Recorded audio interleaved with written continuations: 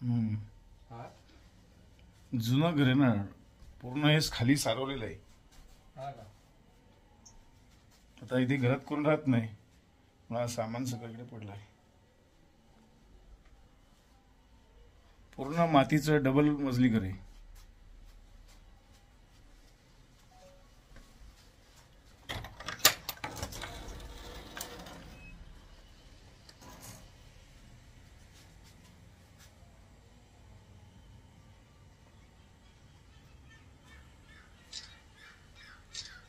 हे ना पहिले बाथरूम होते ते, आम्ही लहान असताना इथे अंघोळ करायचो या ठिकाणी.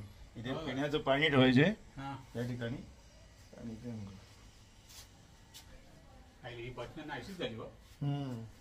ही बटणं आता मिळणार नाही अशी. हा ना, मजबूत बटणं आहे. ते काढायची असं की बटणं कशी गोल.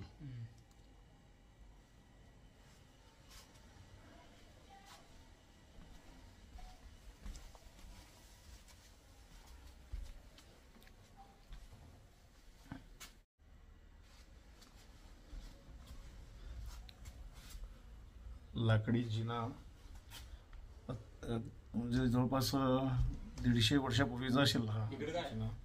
आणि हे संपूर्ण मातीचं घर. हा पहिला मजला आपण बघतोय सारवलेला आहे. हे वरती लाकडं आता कोणी राहत नाहीयेत. हा मधला लाकूड बघा किती मोठा आहे.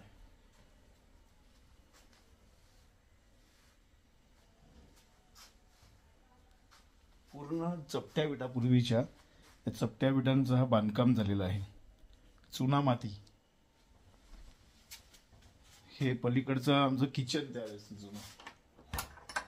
पाहूया.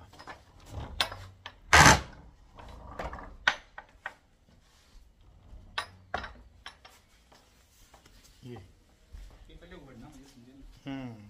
थोडासा उजेड येईल ना. हा.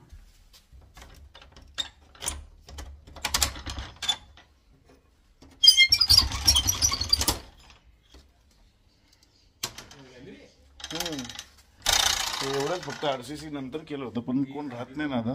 जुनी माहिती. हे जुनी सगळं किचन हा आमचा जुना.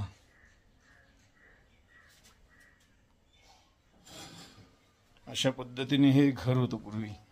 आम्ही इथे म्हणजे राहायचो या ठिकाणी. या घरात जुनं घर.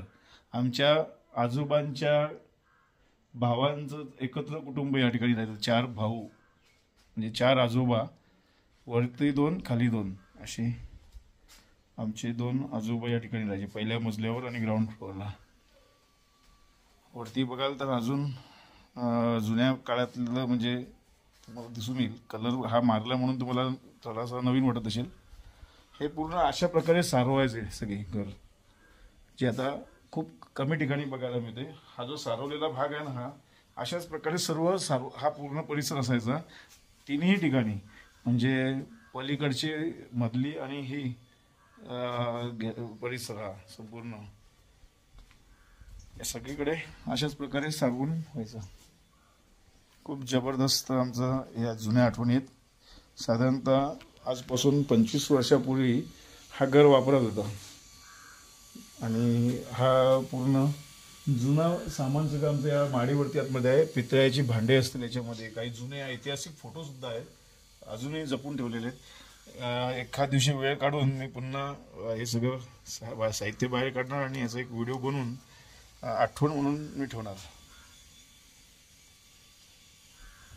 या पूर्वीच्या काळातल्या बत्त्या याच्यामध्ये रॉकेल भरायचे आणि ही पूर्ण बत्ती अशी पेटवायची. लाईट गेली की ह्या प्रकारे ही बत्ती अशी पेटवायची. आपण पाहू शकता या व्हिडिओमध्ये काही माझ्या घरातल्या जुन्या खूप सुंदर अशी बत्ती आहे, जी आता मिळणं तर मुश्किलच आहे. कोणाकडे पडली असेल तर माहिती नाही, पण बाहेर दुकानात तर नाहीच मिळू शकत.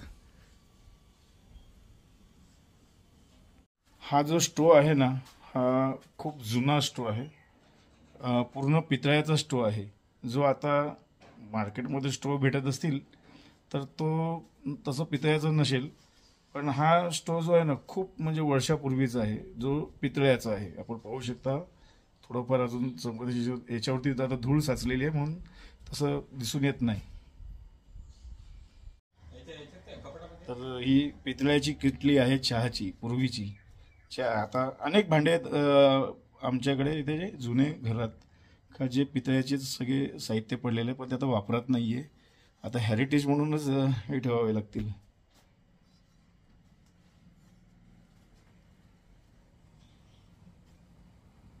ही पितळ्याची जी घागर आहे हिचं वजन आहे ना किमान 3 किलोच्या आसपास, किमान 3-4 किलो. म्हणजे खूप मला आता पकडावंसं पण म्हणजे जड आहे. खूप जबरदस्त आहे ही घागर. आपण पाहू शकता पूर्ण पितळ्याची घागर आहे.